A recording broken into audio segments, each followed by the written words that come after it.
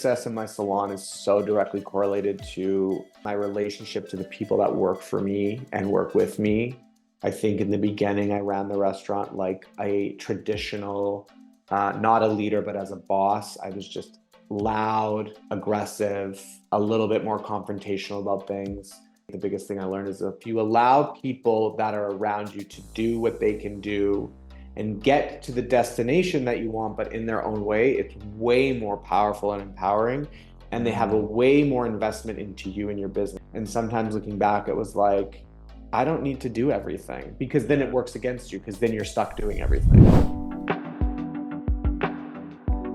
Hey there, go-getters. I'm Mike Ivashu, host of Busy Done Better, the podcast designed to help you embrace and enjoy your busy work life.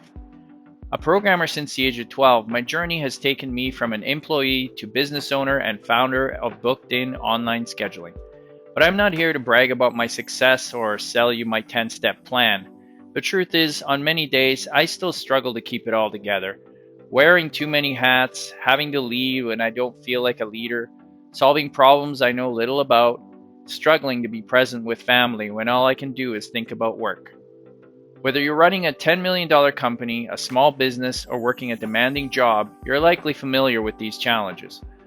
On this podcast, we examine the dark side of business life, significance of mental health, dynamics of remote work, and the ever-changing meaning of work-life balance, and hopefully make your busy and hectic day a little more interesting and enjoyable. In this episode, we welcome our latest guest, Adam Pimentel. From an early age, Adam always knew he wanted to run a business. His entrepreneurial journey started at 19 when he bought a restaurant, later venturing into hairstyling, and eventually running a successful salon.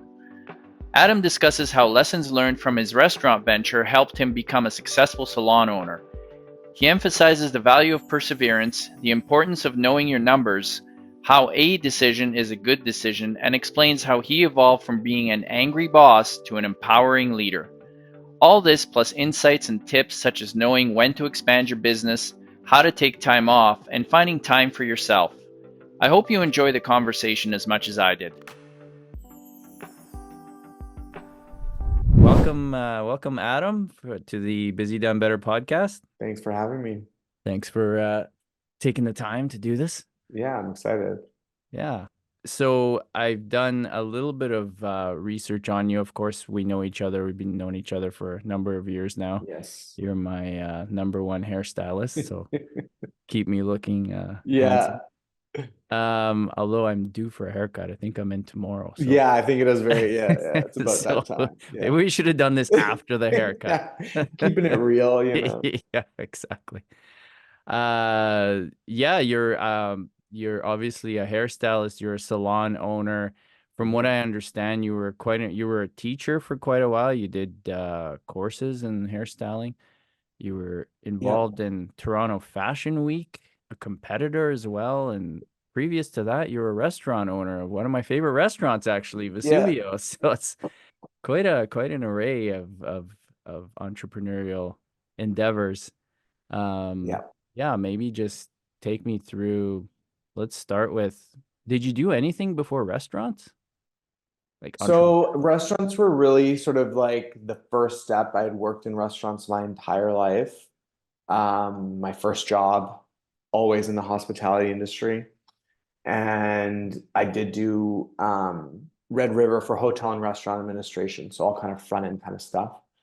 And then this opportunity to buy this restaurant, Vesuvio, that had been there for a very long time, had changed owners. They had it for a short period of time. And there was a couple different incarnations of the sort of running management, but it just ended up in the end being that I was going to buy it off these people at 19 and run this restaurant. Yeah, it was crazy. I was like 19 years old. 19 years old.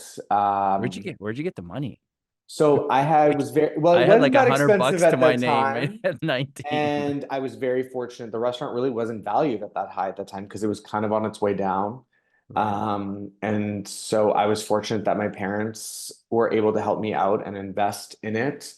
And so they did help me with a lot of sweat equity as well, but a lot of capital.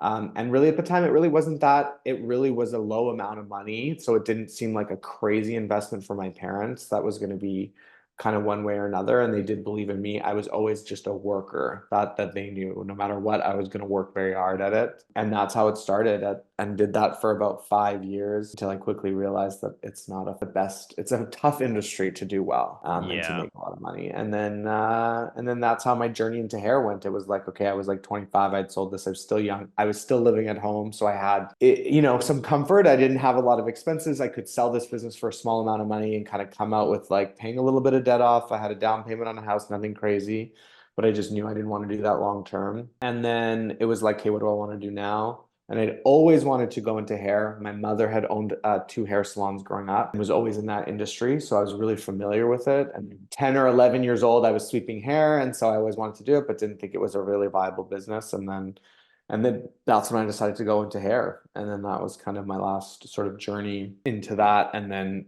eventually opening up a salon, which always my passion has always been more the entrepreneurial side of things Yeah. versus the Yeah. actual skill set and like how does the business run? How does it work? Staff and that kind of thing. So Yeah, you got started pretty early.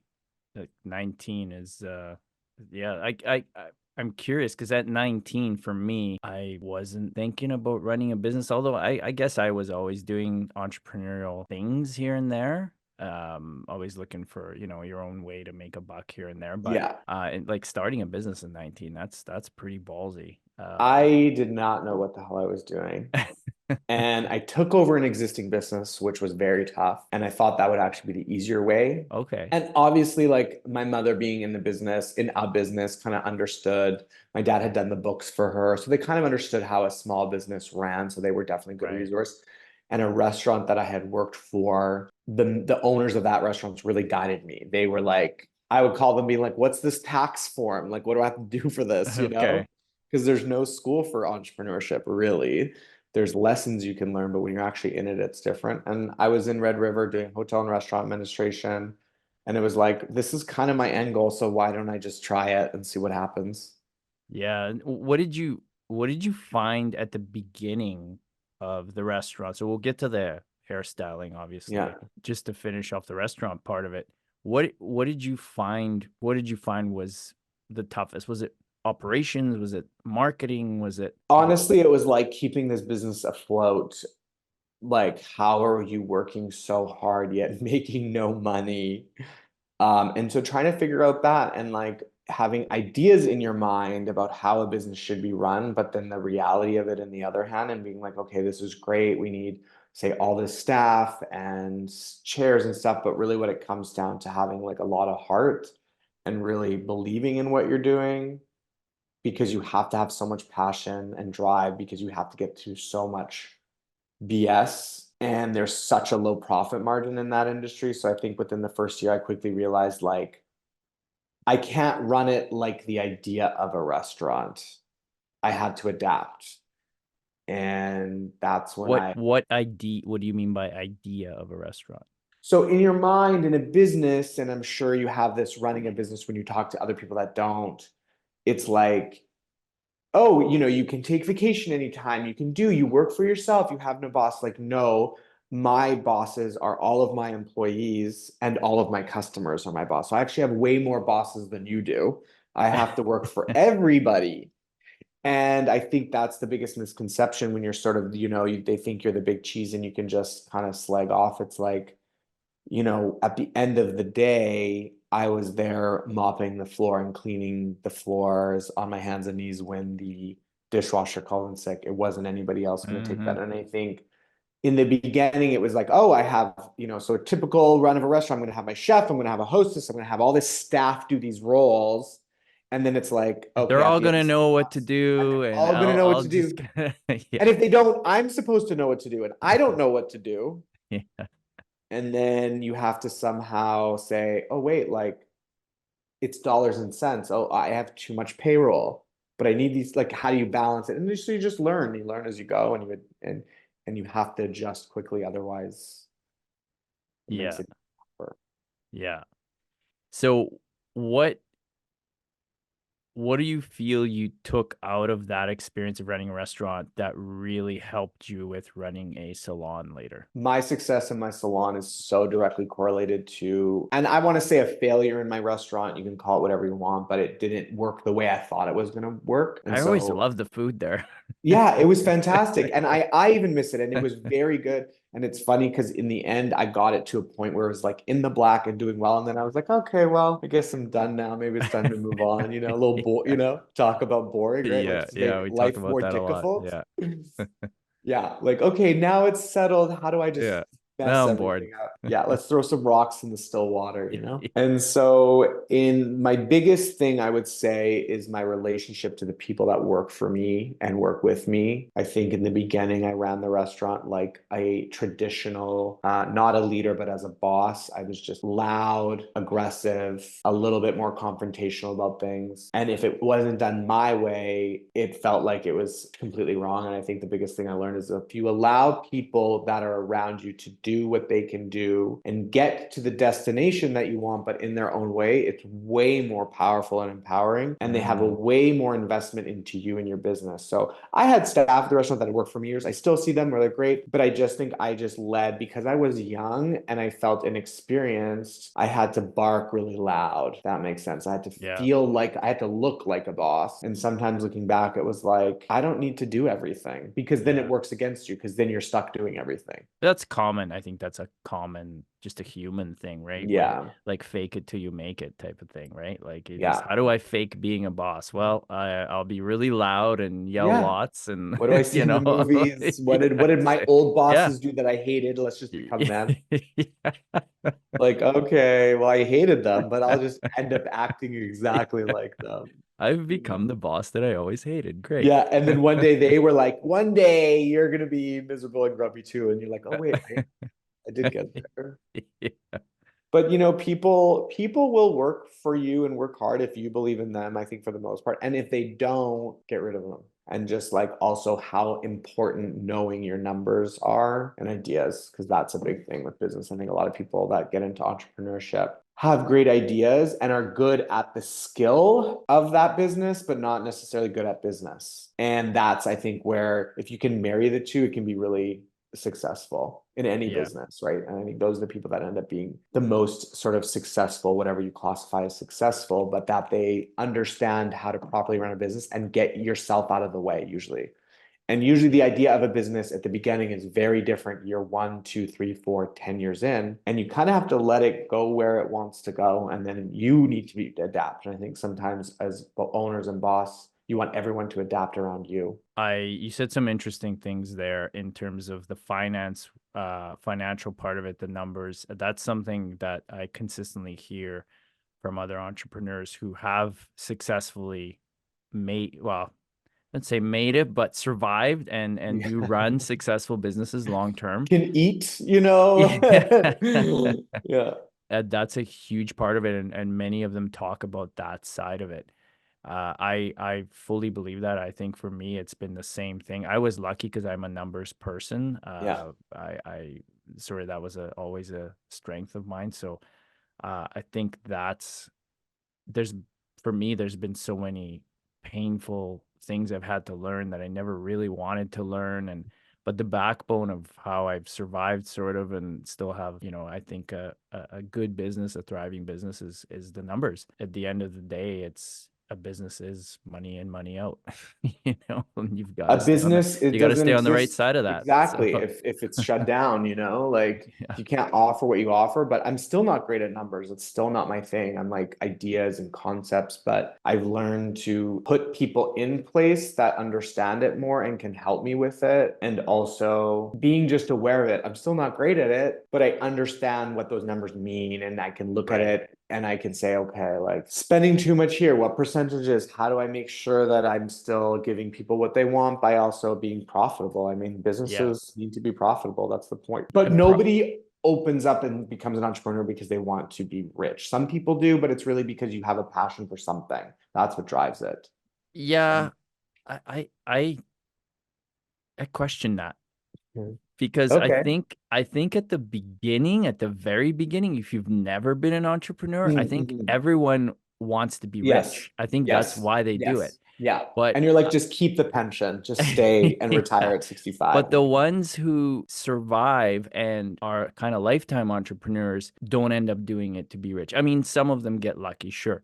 But yeah, you're right in terms of you very early, you get to that point where it's just like, this is just too much work. I can Yeah. make, easier money somewhere else as a Yeah. job, and you're out and you go. And it's great. You've had that experience. Now move on. I think Yeah. it's fantastic. I think if you have the itch, try it, Yeah. it may turn out to, but I think you get to that point early where you have to decide, oh my God, this isn't what I thought it was going to be.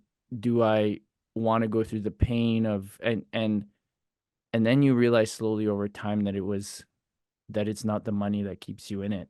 And again, unless you're one of the super lucky ones and But I everything think the just money stars comes align from and like just things take. But nobody's for at the me, top from not working hard yeah, and working their ass off. and hard work is the word that's thrown around a lot, and I think that's a huge part of it. And have you ever watched the movie The Founder, with about Ray Kroc, the McDonald's founder?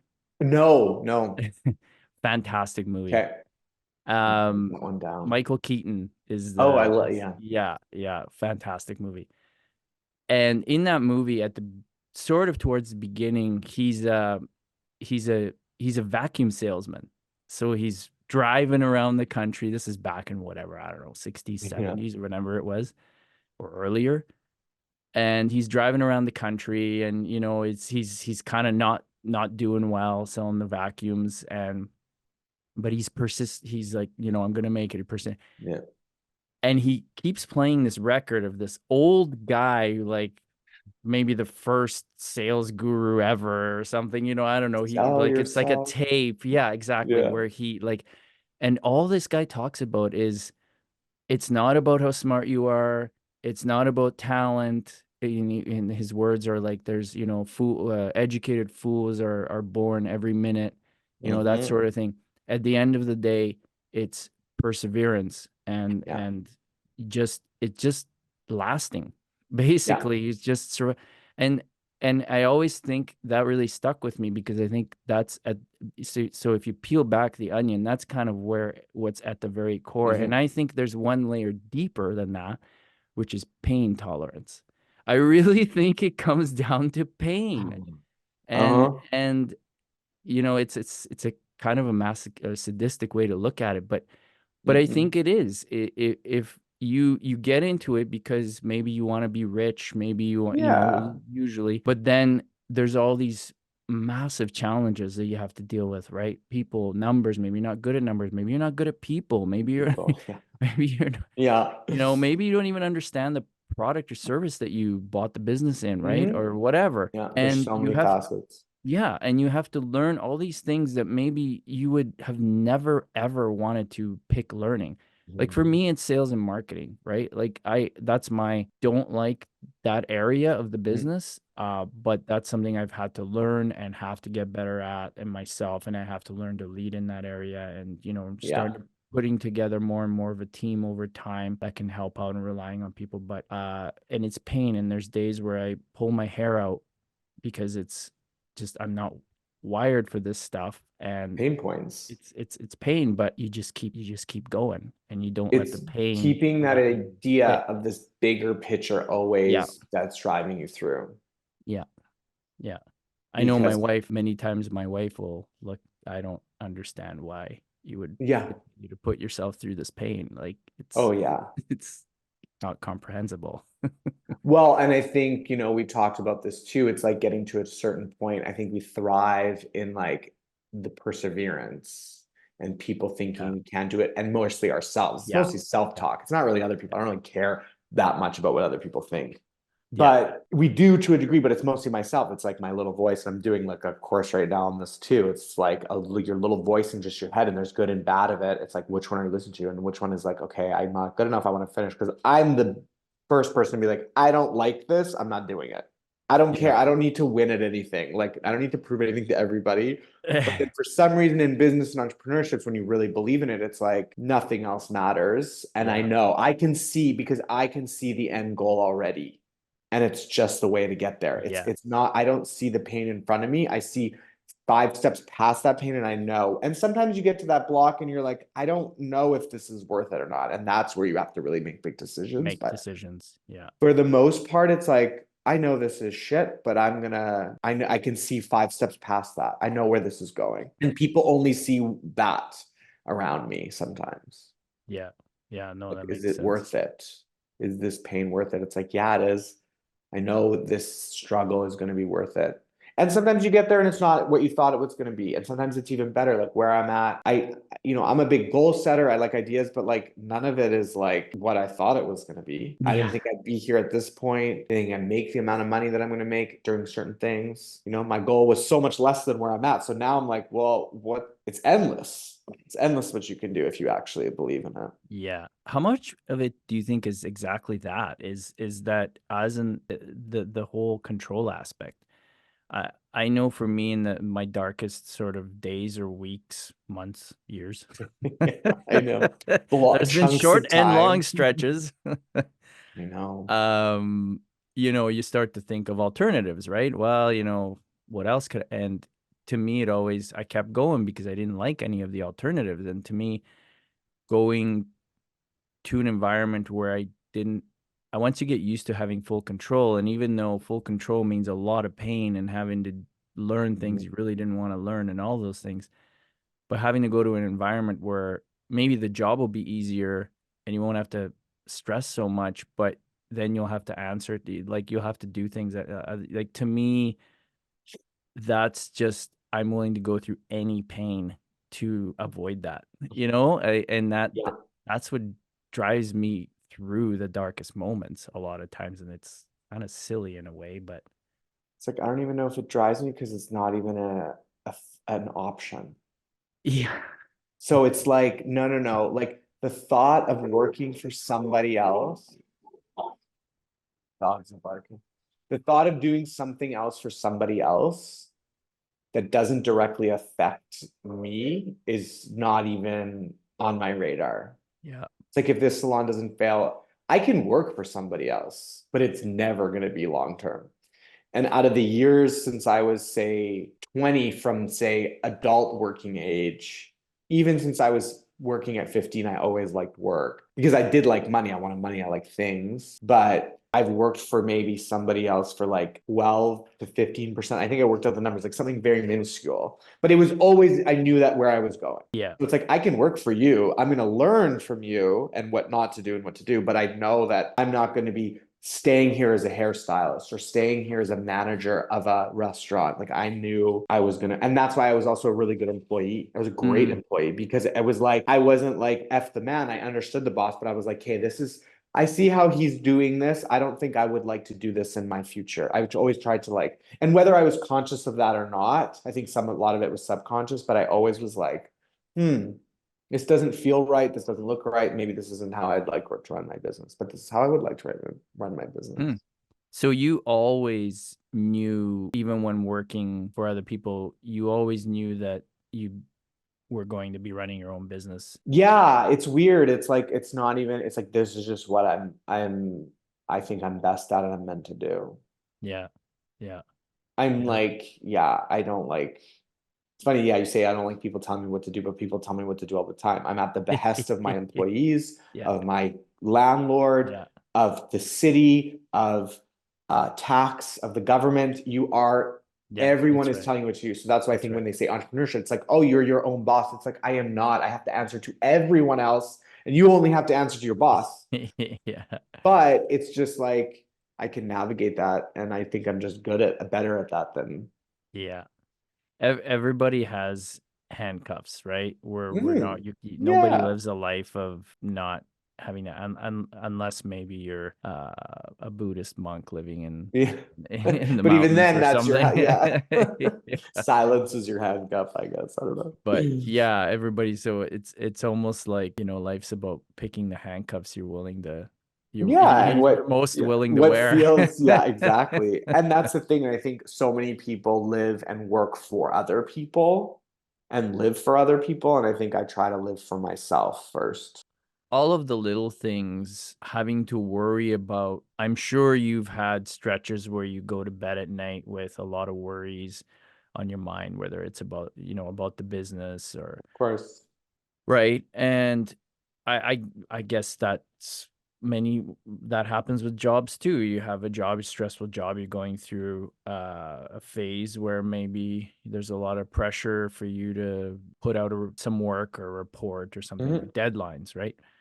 So there's stress there too. But I think what I've seen is the having to worry about, I think when you start a business and you don't realize how many things are done for you when you have a job, all the little things, right? And then you start a business and you realize, wow, there's a lot of things that you have to, I'm little still learning. things I'm that you still have to learning. do.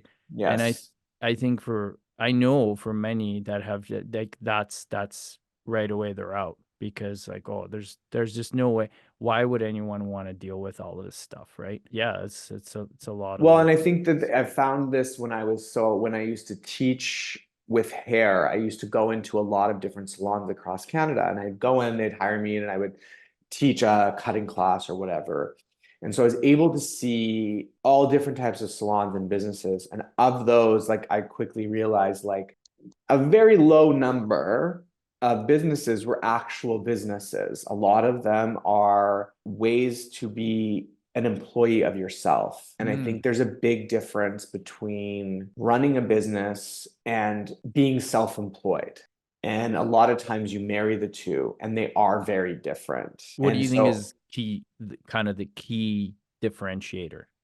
the key differentiator is, I think, allowing the business to dictate where it wants to go, and self-employed individuals are just about how they want it, how I want it, how I see it. But anytime you see big businesses, take McDonald's, for example, where they are today was never on their goal sheet. In Mm. 1962, it was let's make the best burger at the best price. And then that's why you see often other franchise and businesses not be able to achieve the same success. And the success, again, is relative, and not everybody wants to be McDonald's, but it's allowing it to say, hey, the community and my customers are dictating where my business needs to go.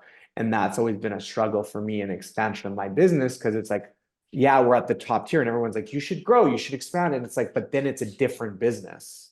And Mm. then I'm in a different type of business, small business, and small business is tough. And so it's like people think you just because you're busy, you should expand and move, but it's like, no, are you profitable? Are you doing everything right? And then knowing that bigger isn't always better, but Yeah. allowing it to dictate what your clients and customers need. And I think in our industry, there's a lot of self-employed people, but it's the quickest way to just buy yourself a job. Yeah. And can you remove yourself out of your business and it still run? I think that's true entrepreneurship in the end. Yeah. That's a great And it description. doesn't devalue the other. They're both very important, and they Hmm. serve very good purposes. And it's not that one is better than the other, but I think when you get into that more entrepreneurship business, because business, if you can run a business, you could be able to run most businesses to a degree, because it's about managing expectations. And then it's like, yeah, how do you get yourself out of the way? And what I believe for the greater of what this business could be, because it becomes its own Yeah. entity. And we associate so much ourselves with our businesses. And when you Yeah. can kind of remove those two, that's when it's almost like this is crazy. Yeah. I think that's probably, they talk about the transition, that the entrepreneur or entrepreneurs, if you have multiple founders, have to make at each kind of pivotal stage of business, for Hmm. businesses that grow to like be really large. And Scaling is tough. yeah, and I think there's an aspect to it for like personal, in terms of why did you start the business? What do you enjoy about the business? And at a certain point, you get to a point where it's just like, this is a nice balance. And knowing, like you and I talk about, more Yeah. is not more is not better. And you have to, and we live in a very, we're advertised, and we're always being told that we should have more, we deserve more, right? All that sort of thing. So there's always that trying to keep up with the Joneses, trying to, Yeah. Yeah. This is like status what and we all talk of about that. all the So that time. drives a lot of things, but that that can sort of take you from a spot where, you know, you have a really nice balanced life, but then, you know, ego kind of pulls you a little bit farther and into a different domain, and all of a sudden that balance is ruined and now you're miserable, but maybe you've been able to obtain other things, but you've lost. I think that knowing, and that's the part of, I think, entrepreneurism or job or whatever, it's just all part of the life journey. You're always learning about yourself, right? And what you like. And but I think the point you made about scaling and growing to that next level, being really aware of what that's going to entail for you, and that your role is going to change, unless, I mean, there's ways you can bring in other people to help you scale and you still stay in your role, whatever. But most likely your role is going to change. And is that the job that you want? Right. And they're very different jobs. And maybe it would be more lucrative, but there's now more risk. Now maybe you have nice stability, but now you're reintroducing risk. Is that something you want? Is it a good time, you know, in life to do it, and that sort of thing? So you're always battling that. But then on the other side, which you and I know I've talked about many times, which is the whole complacency thing, right? You get to a point, it's just like, oh, you know, Such a everything's bad nice word. and great, and now it's just like you got the itch again, right? It's like mess everything up, you know. Let's see, I gotta blow something up. I gotta blow something up. Well, you kind of, your goal isn't, you know, when you kind of start out, yes, you want to make money. I want to do what I love. I want to enjoy going to work every day. And it's like, to make money. Yes. It's like, but I also want to love what I'm doing the whole way. And so like the struggle is there. And then you get to this point, you're like, I thought this was the goal, was to like make enough money, travel, do all these things. And then you're there and you're just like, okay, now what do I do? Because you're so used to, since I started being an entrepreneur at say 19, and basically have been self-employed for the majority of those, other than probably 2 years up into the last 20 years, that now what? I'm just used to just being like, just putting my lips above the water, you know, it's like right here. And now you're kind of, the water's here and you're like, this is pretty easy. Yeah. I think we're just go back to the deep end, you know? I think we're just masochists. I think so too. Addicted to stress, you know, and there's like, not that's enough. my biggest struggle now. It's like, yeah, I have everything I thought I wanted and more than I thought I would get at this point. And now I'm like, but you know, it's like also trying to think big picture, because I think sometimes to an entrepreneur, you always think about the future and like where you're going, but sometimes you don't think about it really as the whole picture. Yeah. Because then you also are I don't want to be those people at like 85 being like, still working. Nobody can do what I can do. You know, it's like, no thing. I always think I'll be working for a long time. My parents, my dad is literally just retired like end of last year. So a week ago. So how old would he be? At like mid 70s, 60s? 74. Yeah, he's turning 75 this year. So he and he it's funny with European, it's the immigrant. Yeah. And it's funny, my mom retired, I think, right at 65, and she could have retired earlier, but also wasn't ready. But that was it. I remember both of them they just weren't, certain points, even though they weren't ready. Both of them, I'm not ready. It was just a flat out, I'm not ready. There was no like, they just felt it, not ready. I still want to work. And then one day, it just, boom, change. I'm ready. I'm done. And they were done. Like they just were done to move to the next phase of life, you know, enjoying traveling and all this sort of thing. So that was the most interesting thing for me, was how they just knew. And it's kind of like, you know, when people always ask, like, how do you know when you meet someone, right? How do you know it's the one? How do you, and you just know, and you can't kind of describe it, right? Like, it's like, well, you could sit there and try to describe it, but it's just like, it's not really going to do it justice. You just gut feeling. know. And it feels like, it seemed like that was interesting to me, because I always kind of thought you pick a number and then just that day comes and then that's it. But it's not like that. You don't know what that number is. You just, well, you have these ideas of what it looks like, but things can change so rapidly. I think that's the entrepreneurs as a whole, and I think ones that are maybe a little bit more in tune with it than others have a higher association with that gut feeling. And so that sense of like, it just is, it's like, you know, when I'm making decisions for work, it's like, I don't really know why, but I think this is where it needs to go. And it's not always the perfect decision, But it usually, when you really trust your gut, it usually ends up being the right decision. And Yeah. so being more in tune with that, I think, as entrepreneurs is what makes us better decision makers, better people to trust. Because it's like, you know what? I don't really know why this is the right decision, but it just is. And I can feel it and I know it. And if it's not, I'll be able to pivot and make another decision anyways. And the ability to make decisions. Yeah. I think that's it at the end is just make a decision, move on. If it's a Yeah. failure, then No, failure is my go business. It's somewhere like the else. best thing you can Yeah. do. Like, because the people who don't fail, I have no appeal for. And Yeah.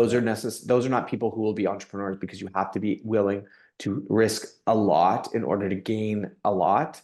And most people like stability. And Yeah. entrepreneurship is not a stable business. But it No. can be very lucrative and very good, but it is not a stable, but nothing is stable when you actually break it down. So Yeah, I've always thought that having a job has a stronger illusion of stability. yes. Because you just simply don't worry about, there could be a lot of bad things going on in your company, but you don't see it because it's hidden from you. Yeah, So you of don't course. worry about your job until it becomes apparent that you need to worry about your job, Yeah, type of thing. But w- I've found with running a business, no matter how good things are, even in the best years, you're always worrying about what about next year? What about I next just quarter? experienced this too. We had a great Christmas holiday, but You some can things were a never little different. rest. Yeah, costs are astronomical right now. Inflation is really crazy, especially for small business. Like the bills I'm getting now are like double what they used to be last year, because everything's up for renewal, insurance, all this other stuff.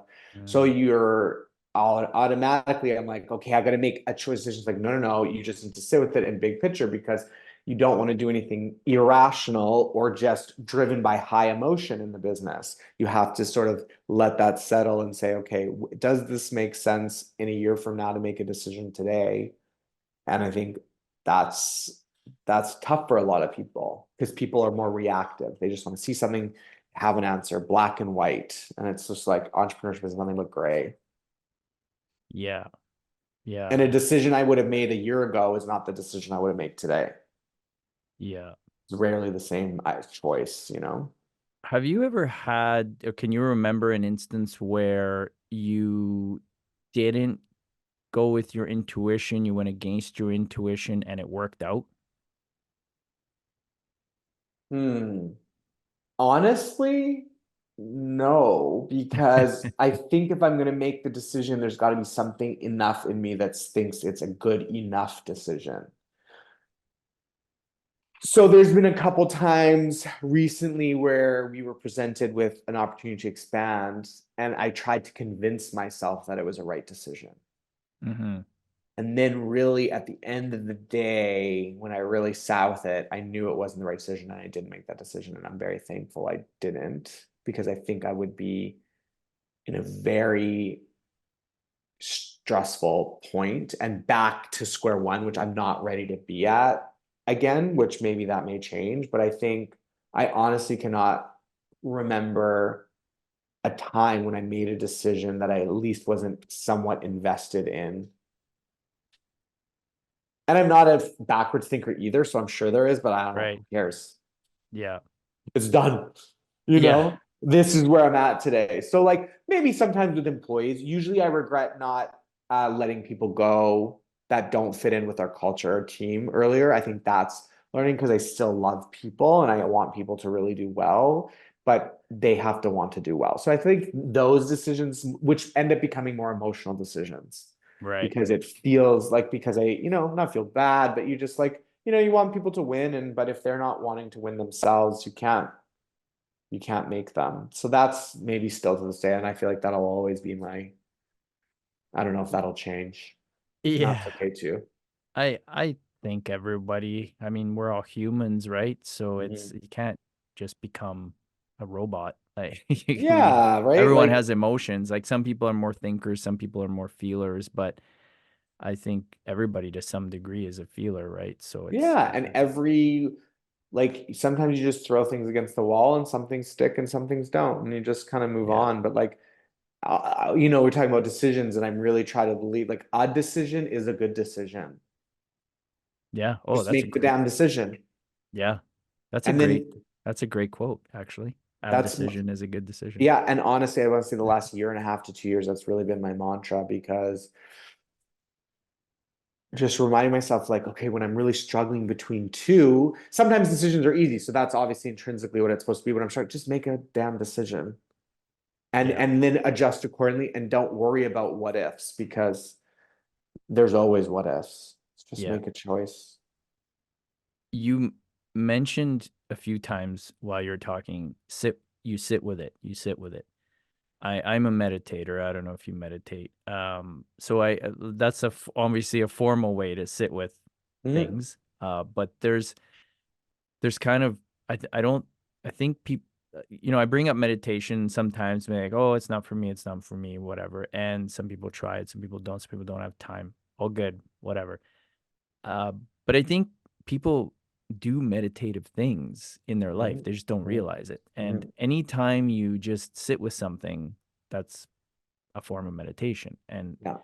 that whole idea of, I think it's detaching yourself from the emotions that are the Mhm. storm that's Mhm. like happening inside, Yeah. and knowing that you right maybe you're being pulled to make the Mhm. decision this way or that way, but knowing, okay, well, I could decide on this, but right now there's a storm going on inside, and I'm not confident Yeah. that the decision I'm going to make isn't going to be influenced by that storm. Yeah. So I'm just going to sit with it and let that storm die Yeah. down. And then I find the decision just becomes clear once I the storm couldn't have said it better calms, myself. Yeah.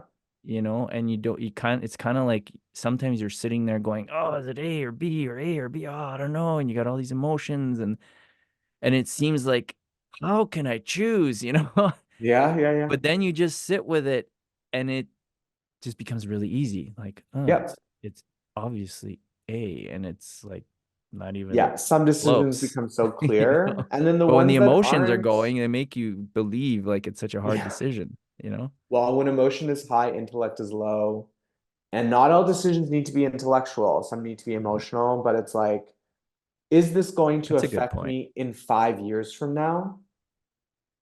Yes or no? And if the answer is no, I really try to spend very little time worrying about it and more time thinking about it, about that decision. If it's going to affect me in 5 years from now, and some decisions we can make today will, but very few, then I have to spend a little bit more time kind of in that stress mode. Like, people think stress is bad, but no, stress is good. So then I have to be in that little bit of like panic. I have to be in the dust and then let it settle. If it's going to affect me, if it's not going to affect me in a couple years from now, I can sort of sit with it pretty quick Mm. and allow it, you know, does this going to matter next year? So it seems like you always have kind of a long-term view of your decisions. You kind of don't like.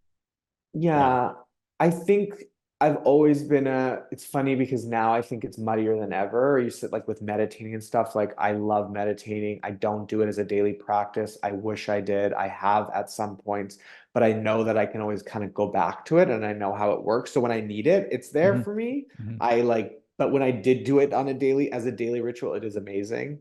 But that's sort of also typical me. I'll like fall into something and then just be like, oh yeah, that was I great, but I'm also not go gonna do through it again. phases, yeah, Yeah. where I just don't do it, and then I Sometimes get back to meditating it. is now just walking, going for a walk Yeah. without any music or my Mhm. phone. So Yeah. then I allow my mind to go freaking berserk and bounce all these ideas and just kind of let it jumble up in there. Whereas, like, Yeah. I don't have to have a podcast in or listening to something, right? Yeah. So yeah, I think that, like, I try to always think big picture, but yet when you say that, it's like I have such an unclear view of the future.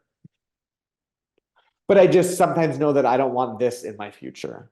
I maybe don't always know what I want, but I more so know what I don't want. Right.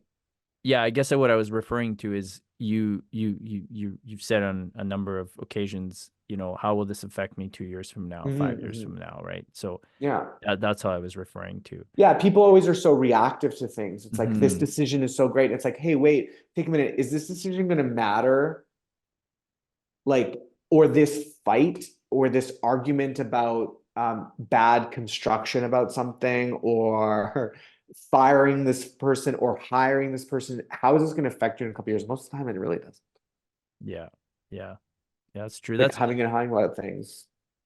That's a good, I think that's a good way to look at it. I kind of sometimes I think of life in phases instead of like when you're 20 years old, you're not worrying about your retirement, right? When Right. you're 10, you're not worried about your career, Yeah. type of thing.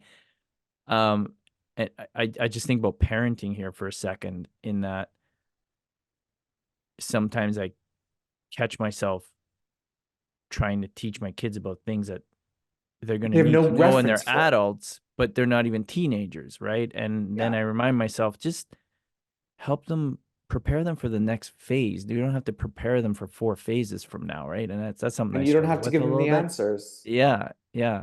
And yeah, right. And you have answers for what works for you, but they may not be the answers Yeah. for them, right?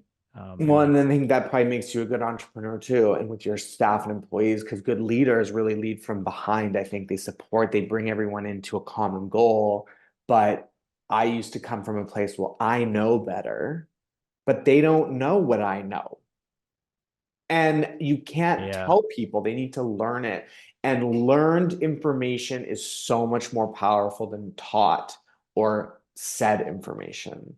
So if you can cause people to learn with you, they will be way more invested in you and your ideas, Mm, because then they have ownership over it, because they were able to right. discover things on their own, how things Right. work, efficiencies. And often, if you let people around you, your staff, guide you, they have other ideas that you never thought about, it because you're tainted from your experiences, and Yeah. they don't have the same entrepreneurs. So they're saying, we'll do it like this. And you think, you don't know what it's like, but it's like, oh, maybe actually I should listen to you and try it. And often you're like, huh, that worked. Yeah. And I would have never done it because I either had a bad experience about it in the past and it's tainted that experience in the future, or you just know too much about certain things. So it's like sometimes I go in and be like, well, let's see how this plays out. I know how this, and it's like, huh, it didn't actually go where I thought it was going. Yeah, it didn't. But how many times do we say this? We're like, Yeah. sure, you can make this decision, but I know this is going to fail. And sometimes it does, but then now they understand you more. Yeah. So I'm Yeah. sure that's like with kids. It's like, not like I told you so, but it's like, hey, see, now we can talk about it, like, A huge difference between going in and saying, I've been down this road, I know where it goes, we're not doing this, or this is a bad idea, yada, yada, versus, I've been down a similar road. Here's what happened to to me. Here was me, my experience, and yes. that's it. Just And leave it that's at that, it. right? Yeah. Adding to the conversation, your experience, you're sort of adding information to But you're not to the killing it mix, but it's before it's just even happened. just the realization, well, that's just my experience, and that's just what happened in that particular instance. And if you doesn't mean if you run that through that scenario again, the exact same thing would happen, right? Yeah. And also sometimes just being like, I don't have the answers. I don't know. So Yeah. let's just see how this plays out. Yeah. Like, because Yeah. often too, as a leader, everyone wants you to, when things go wrong, it's like you have to, and then you feel this pressure to like come up with an answer. And sometimes, and now I'm more confident in saying I don't know what I don't know, whereas before I wasn't. Before I really had to have an answer. And even if it was the wrong answer, I would double down on it and take that to the depth. Yeah, because Because I could be wrong ever. I Now guess it's like, because yes. yeah, leadership was still a new thing to you, Yeah. right? And you So learn. I would not be, I didn't have my past experiences. They always say like the best entrepreneurs are the ones that have had a few businesses, right? And failed. And so like if I didn't have that other experience, I would not have been, I don't think, as unconventionally successful with what I have as a business owner. Because on the outside, our business is small. We have a lot of staff. A lot of people wonder why they would want to work for us, because it's a small space. We double shift. We don't have a lot of flexibility, but we create a good environment for people. mhm. And that's what we do. We're in the people business. That's what we sell, is relationships and in hair. And when you're in retail and stuff like that, it's about not always about the product you're selling. It's about how do you build those relationships and support. And so people have this idea of what looks good and it looks glitzy and glamorous, but like, can you pay your bills though? Yeah. And I think without having that past experience, that would have been less, like paying my bills would have been less important than what it looked like the Yeah, outside. well, when you're younger, you just don't have that many bills to pay. That's also very true. And The you're reason gonna, why I survived 5 years in the restaurant business is because I was able to still live at home. Okay. Like if I yeah, had to pay yeah, rent, I don't think I could have, exactly. how many times I Well, paid myself and then just put that check right back into the bank yeah. to pay for something was quite often. And yeah, I mean, if when you're single and don't have dependents or That's great. married, I don't, you I can can live in always, $10 in my bank account. Who yeah, cares? exactly. You can always Let's go out for, and I'll buy and the round of drinks. that's what I know in my 20s and 30, like that's I always in the back of my mind wherever I was, I didn't have a ton of money or anything like that, but I was always Yeah. comfortable with Yeah. having to downscale and rent a room for $100 somewhere or Yeah. eat craft dinner for a month if I Because needed you to. have the bigger picture, I didn't because you care. knew Like what I was knew, important. yeah, yeah, yeah, yeah, I guess so. See, I think that in those moments, that's whether you know it or not, those are those moments where you're gonna be like, I can do this because I know this is not where I'm gonna stay. Yeah, So I have no problem being in the weeds, or being in this tough spot because I know I'm not gonna be here for yeah, very long. yeah, And I think when you think that there's no out or this is it, it becomes very dark and very hard as personally entrepreneurs. But it's like whenever I'm in you talk about those months, weeks, years of just roughness, sometimes it is. And I feel like as you get older, too, when you know more, life becomes more fragile, things become different. It's like what's actually important changes. And so it's allowing myself as an entrepreneur to adapt to say, like 10 years ago, I wanted to have $1 million in the bank like that and be able to retire at 50. And now it's like, maybe I want to work more, but I want to enjoy, but maybe not every dollar, like not at the expense of other things that are important. Time, relationships, yeah, travel, whatever feeds you so you can give back to your staff and to your clients and to your customers. yeah. Because when I don't take care of myself, I am not a present owner for sure. It's like I come So in miserable and I leave. yeah. So that's actually a good segue into, the health sort of how do you as entrepreneurs, obviously owning multiple businesses, owning a business, it can be very trying on,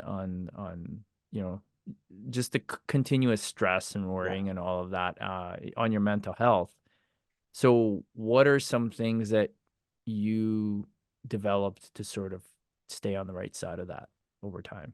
For me, working out, obviously, like everyone talks about yoga, some sort of personal development has always been a key for me. The reason why I taught a lot of the times, because I was part of the big corporation. I worked for L'Oreal and Redken. So you would get sent to these trainings where they would fill you up with personal development so you could go out and public speak and all this stuff. And so for me, I need a lot of that in order to give so I can have more answers and to really grow people. But it really is just about taking time. And I'm realizing we talk about this too with travel. Like this last trip, I was away for 2 weeks.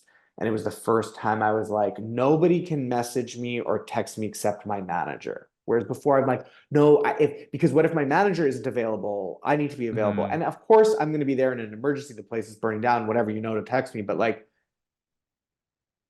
X client didn't show up, whatever it is, something that can be dealt with in a funnel of authority. And that was a huge thing. So I had 2 weeks where I really didn't think about work, and I came back and we dealt with a bit of a stressful month when I came back. And I was like, I can totally deal with all this. Whereas if I hadn't, I wouldn't. So setting up clear boundaries for yourself and knowing that if I don't give myself fuel, I can't give it. And all you do as an entrepreneur is give, give, give. I think you really do, because you want everything to do well and you want your family and whatever. So finding yeah. whatever feeds you.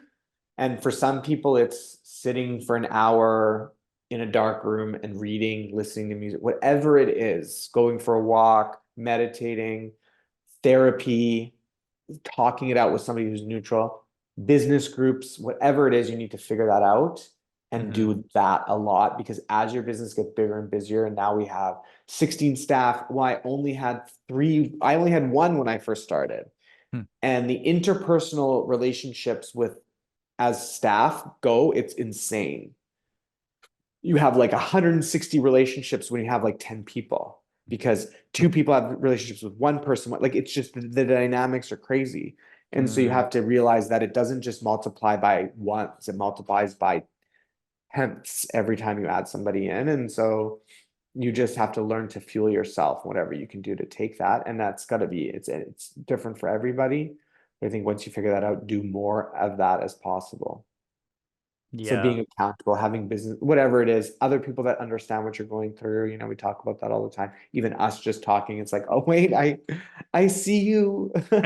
I know what you're going through and it's gonna be okay.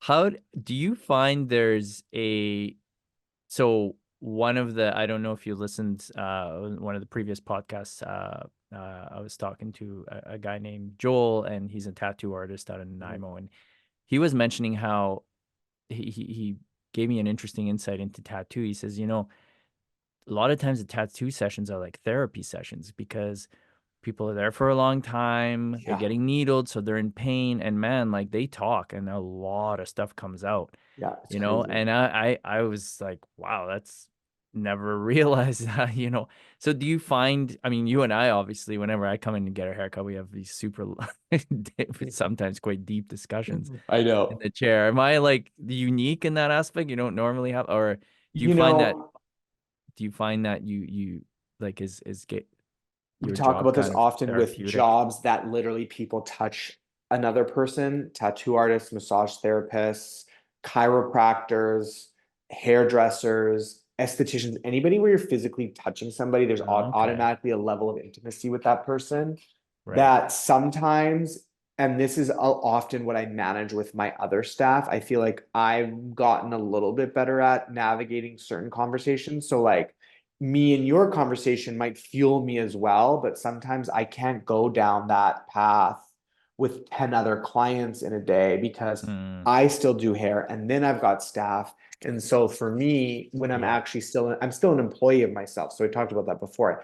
If I really stop doing hair, then all of a sudden that energy gets transferred staff, but it's really teaching them to be like, you can't give everything about yourself. You can't take this stuff on. So it's learning to filter that, but it can be very heavy. And some days at work are like, oh man. And they're literally paying you. So I think subconsciously they feel a little bit of ownership over that time, which is rightfully so. So it's like, but sometimes it's like, or other people's Yeah. conversations at work where we have to be like debrief with other staff being like, are you okay? Like you're hearing this person talk about all this trauma when you were going through trauma, but they don't know that because you don't want to, you want to Mm, be professional, but it's heavy. Sometimes it is very emotionally draining our jobs. yeah. I Like, can imagine that. I can imagine that. I can imagine yeah. that there's probably a fair like on the I don't I imagine you can't do your line of work and many similar lines of work if you don't have the energy for those conversations. Yes. And the best practitioners and the best hairdressers are never the best at their skill set. They're the best people. Right. Yeah. And then they can do pretty good hair. Those are the most successful hairdressers in our industry by far. It's the Yeah. ability to Makes connect. sense. It's not you can be the best hairdresser in the world. And if you don't have the right personality to mesh with those people, you'll never do well if you can't So connect with people. so people come in for a haircut, but they don't really come in for a haircut. No client ever leaves because they had a shitty haircut or a crappy haircut. They leave because their hairdresser didn't listen to them. It's always the same. Anytime we get a new client in Really? there, it's like, why did you leave your previous salon? And it is almost unequivocally, my hairdresser did not listen to me. Really? And that's maybe literally about like the type of haircut they want, but also I think it goes deeper. They didn't listen to you emotionally.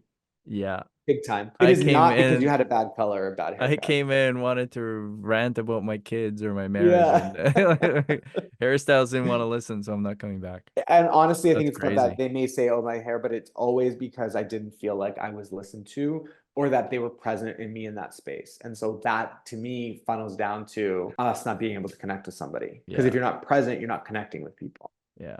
And It's so, so yeah, much is so much I so can much teach is anybody to cut hair. I can't teach right. people to be a good hairdresser, Right. and they're Right. different. So much is about connection, hey? Like we do so many things where on the surface we're doing this, right? And it's obvious what we're doing. Yeah.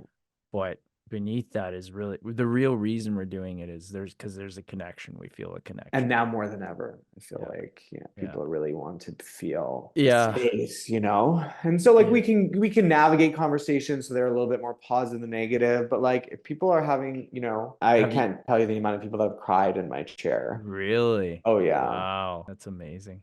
Do you ever? Yeah. No, never mind. I'll move on. I had a question. I'm not sure it's a good one. Guess you won't know. You didn't ask. So well, okay, I'll ask. Have you ever had to kind of cut a client out because you couldn't handle the conversations? Many a time. Really? I have Okay. divorced clients. I have moved them on. I've said we are not the right fit. And now more than ever. So I don't really do hair anymore. I do, if a little bit, like 3 days a week. And the clients that I have, I would say 80% of them, I think the 80-20 rule falls in line with everything, one way or the other. And 80% of my clients I absolutely love and would like go grab a beer, and 20% I'm just like, fine, and it's okay, but I don't maybe necessarily personally connect with them. So I'm fortunate enough that I have the time and the ability. So I don't have to take new clients. I don't have to do that dance because I don't have that energy anymore because I allot it to running my business. And so the clients that I have that I still kind of here for, it has to be easy and I have to enjoy it because it's not my main focus as my job now, I would say. Yeah, there's been many times where it's like, I just don't think I can make, like, I can't make you happy, or you're just intrinsically not happy, or this isn't working out. Most of the time it's like, I can't fit you in, and we find a way to like non-confrontationally do it, which is also I don't believe in, but it just happens. It's just the path of least resistance. But I think a lot of the times, you have to now. I'm fortunate when you're beginning in this career, you have to take everything. And I've tried to teach a lot of my stylists when they're young too. Yes, you need to take a lot, but you also don't have to take crap from people, and people can treat us like garbage as people that are serving them. And so it's like, if it's not the right connection, I know they're paying you money and you want to make money and all this stuff, but if it's not the right fit personality, tell them it's not the right fit, or I don't think I'm the best hairdresser for you, because we just want to be yes people. So yeah, for sure. Do you think that drives some hairstylists out of the business because they 100%. don't have the ability to cut off bad clients and they just drown? Really? And how hard it is to build a really sustainable career in hair is very tough, a long term. And I'm fortunate with most of our staff has a lot of experience and they have full clientele and relationships, but it's all because they have good relationships with these people. But sometimes it's hard to navigate. And especially in the world we live in now, the expectation is a lot different for hair because of social media and photos. They're often unrealistic expectations. And so we just want to deliver that. And then when we can't, nobody wants to be the person to say like, hey, I don't think I'm good enough to do that, or I don't have the skill set to do this. You say yes, yes, yes. And you set these expectations really high and then it falls short. And then that's where a lot of disconnect happens. So it's like under promise, over deliver if you can, but that's hard because everyone wants to win, right? Everyone wants to feel like they're the best at what they do, but it's just not. I imagine the internet has sort of made many jobs difficult. I was just listening to something, I can't remember what it was, but they were saying how doctors, you can imagine how much more difficult it is to be a doctor now. Back in the day before internet, there should be like, we have BCAD. There should be like, there should be BI before internet. Before internet, the World Wide Web. Yeah, because it was like completely different world, right? Yeah. But yeah, back in BI era, doctors went to school, got all this knowledge about medicine that you had no access to, right? So you go to a doctor and you would trust what they say and generally wouldn't question them because you don't have the information to question them. But now there's medical information everywhere, and not only that, but medical information is advancing so fast, so even the doctors can't really keep up as well with it. And but people read stuff, and so they'll come into the doctor's office with like, I read this, I read that, like, what do you think about this or that? And it must be so difficult to deal with that. And kind of like it is with haircut. Like, I understand you want this haircut, but it just is not possible. And you don't have the money, the time, you don't have the money. And they're often not real. They're often photoshopped. Right. Most of the time, and we try hard. Our Instagram has never been my strong point, but it's very important in our field to some degree.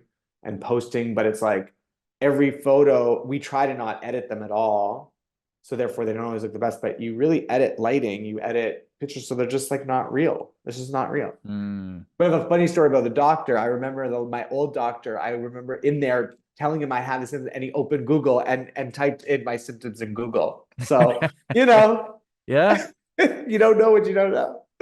Yeah. And I'm I watching mean, him Google like I'm like, I think it's this. And I'm like, oh, see, we're all the same. yeah. And that's respectable, right? I would, Yeah.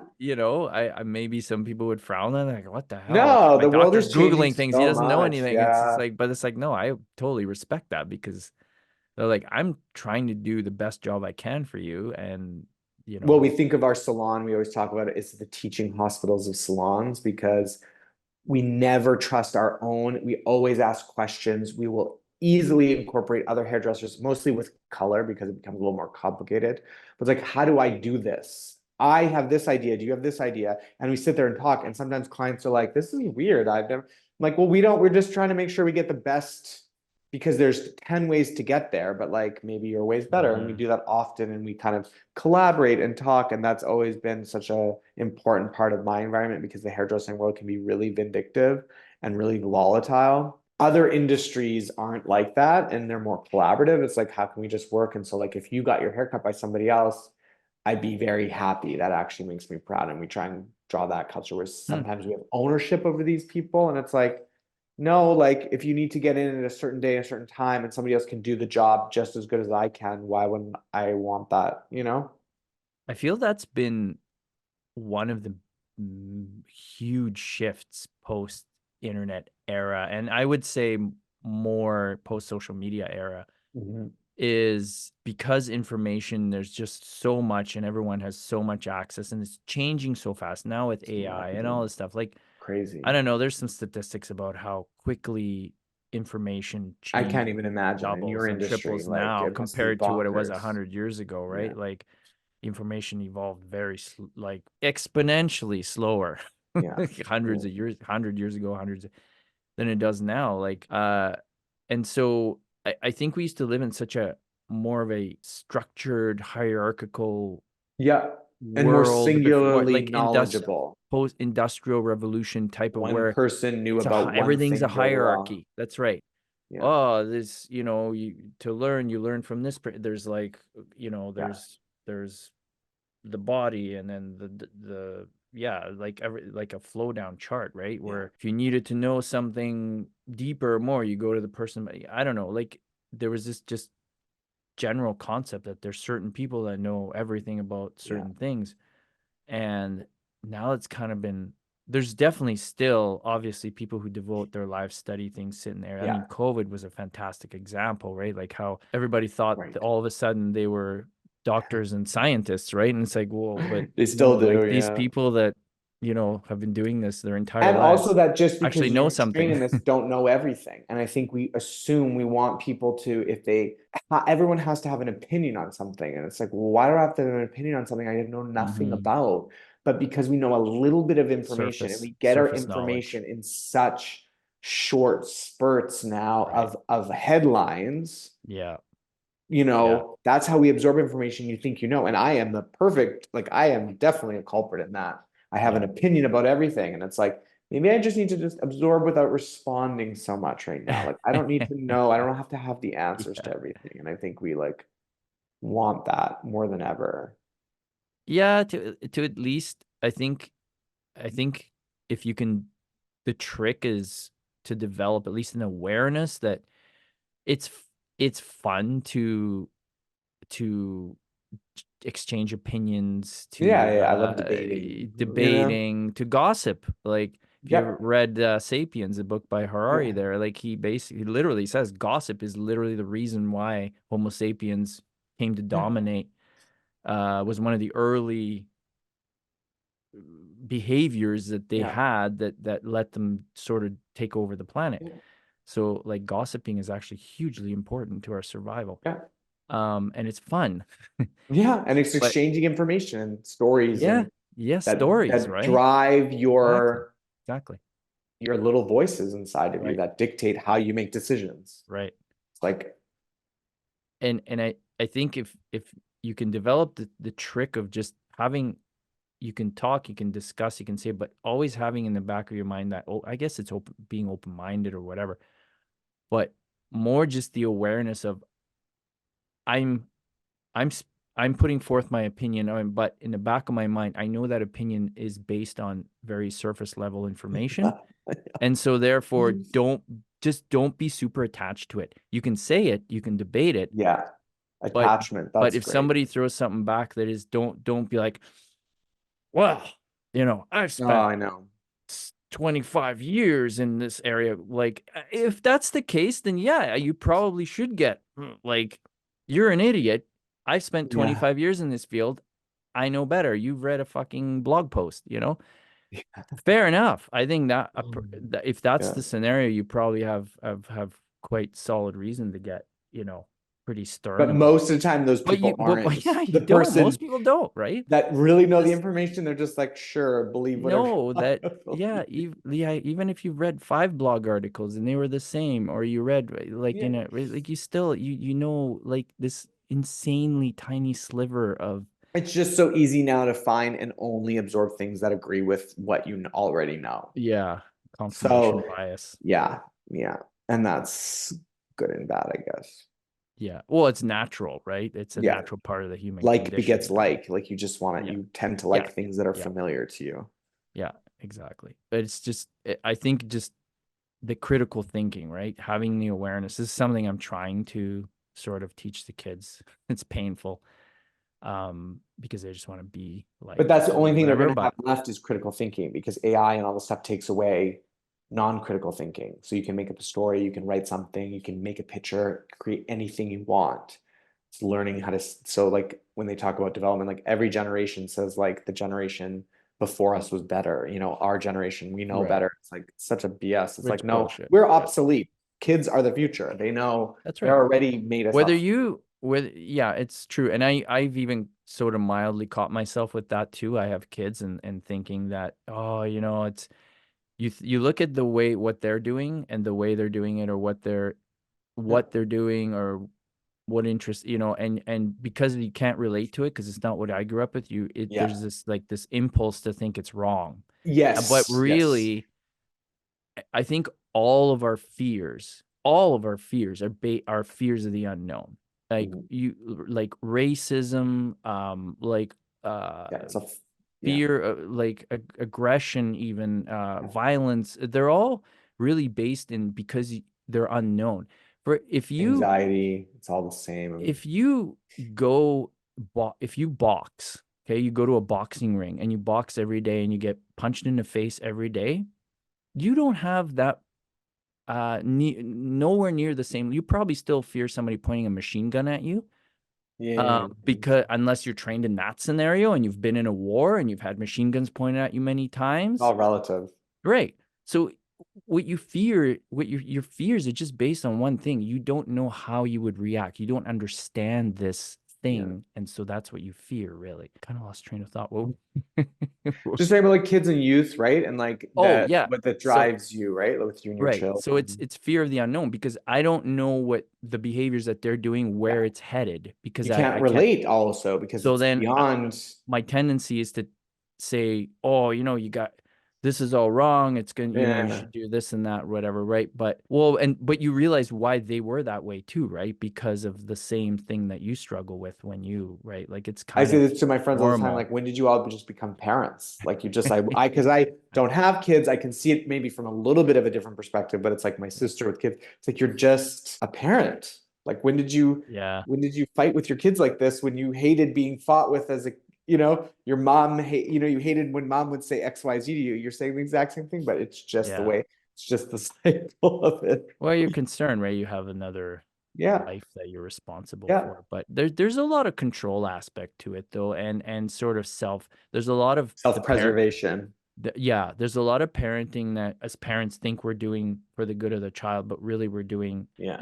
because a lot of it is we don't want to watch our children struggle or suffer Of because course. of how it impacts us. I don't want that. Yeah. But that, I have to remind myself, but that's your problem. Don't hold them See, it's back. full circle. It all goes through. Everything you've learned, I tell myself, everything you've learned and everything you are where you are today because of the lessons you've learned from. And you Sometimes, resist the information that's given to you. So you question it. right. That's critical thinking. So your kids should fight you. They should fight me. They Yes, should question 100%. you. If That's my critical kids aren't thinking. arguing with me, if my kids aren't Yeah. fighting me, I've And done sometimes something really it's wrong. because of the way it is. And that's just, then you can figure it out on your own 100%, after. And then that's how you become an entrepreneur, because you hate people telling you what to do. And then you It's and then you all full realize circle. instead of listening to one boss, you have to now listen Yeah. to 2,000 Yeah. clients and 20 Yeah. employees. Yeah. So yay, big win. Yeah, exactly. Yeah, totally. I've got some rapid fire questions Okay. to throw at you. Are you ready? Let's go. All right. I like being self-employed because I can drive my future. that's awesome. I like that.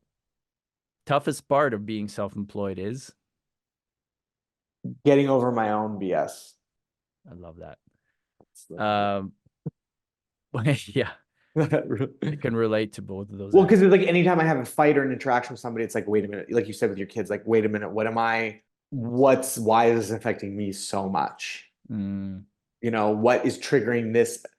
Because the decision shouldn't, like, I was talking to somebody who's going through couples therapy, and they said a couple should fight. It should last 2 to 5 minutes and be over. If it doesn't, and it takes longer than that in any interaction, it means it's something that's inside of you that you don't like is coming out. The bruise, I've heard an analogy of, it's okay to get bruised once in a while, but if you bruise, the bruises have to heal, and if you're too much bruising too often, the bruise doesn't heal, and that's and it never goes away in away. a relationship, right? Yeah. And then resentment builds and all that. So what does work-life balance mean to you?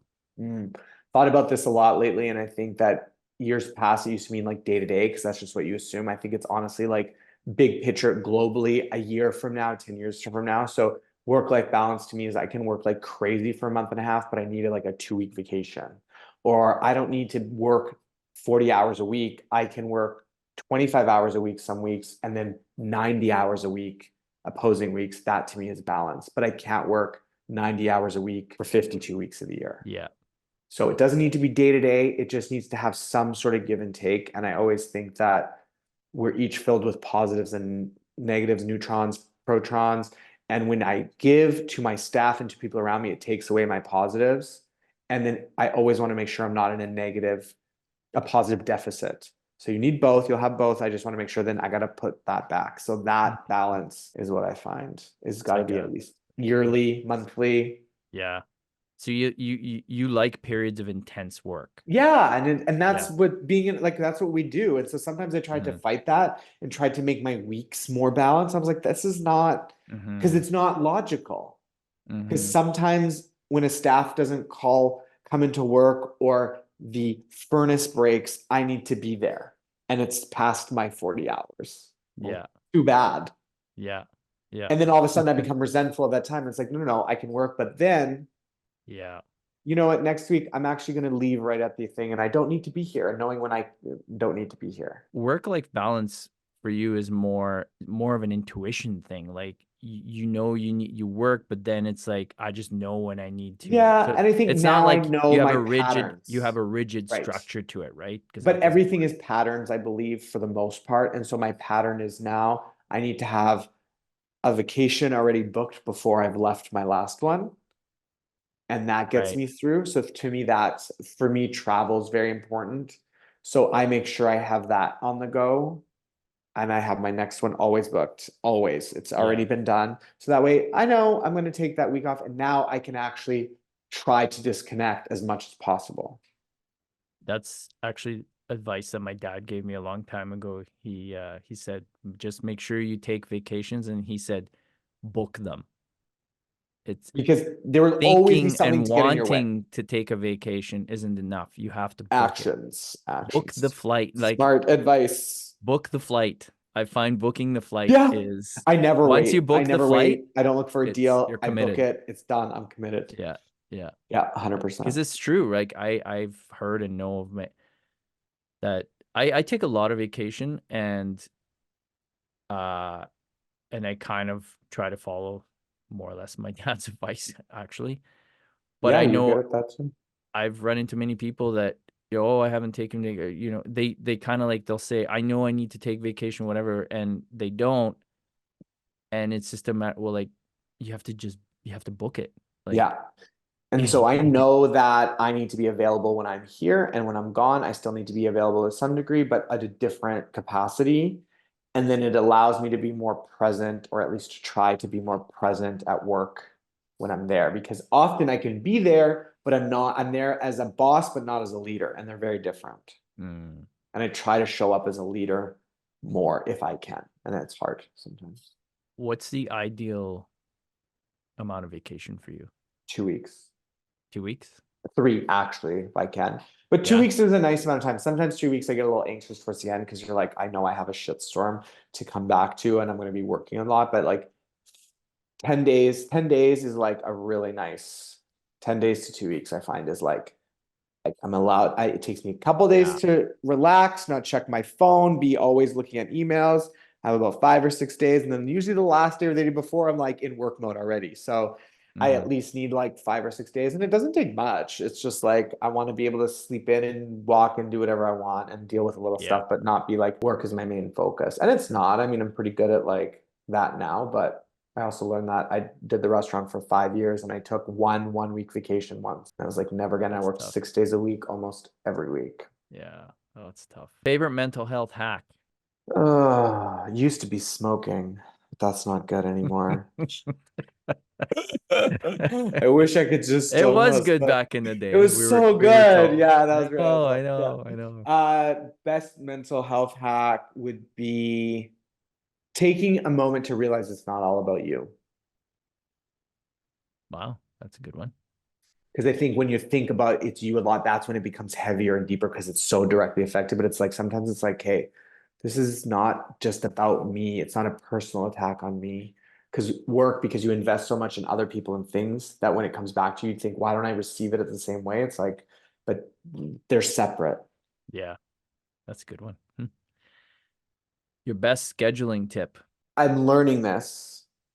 And so like a day like today, which would be like, I always say my day off. And so I always classified days that I was actually literally cutting hair as work, but then I would be working 6 days a week on some other stuff, is scheduling time to work and only doing 3, 4 hours of work. Say today, after this conversation, I'll work for 3 hours. Whatever I get done in that 3 hours I get done, it ends at that 3 hours of actual tasks. I'll still maybe, check an email there and there, but it's like, sometimes I never felt like I would get stuff done, but I'm always working. And so then it's like progress over perfection. So just sit there, work for 3 hours, and it's amazing how much more I get done than little tidbits here and there. So it's like for this, and not big chunks. I can't sit down for 8 hours and do other work. So it's like 3 hours to work on my business, not work at my business. And how often do you do that? Well, I've been trying to do it twice a week, and I haven't probably done it for a month and a half. So classic entrepreneur. Yeah. I'm terrible at it myself, but Yeah. I like restarts. I mean, I'm a huge procrastinator on things. Just keep moving in the right direction. Just keep one step in front of the other.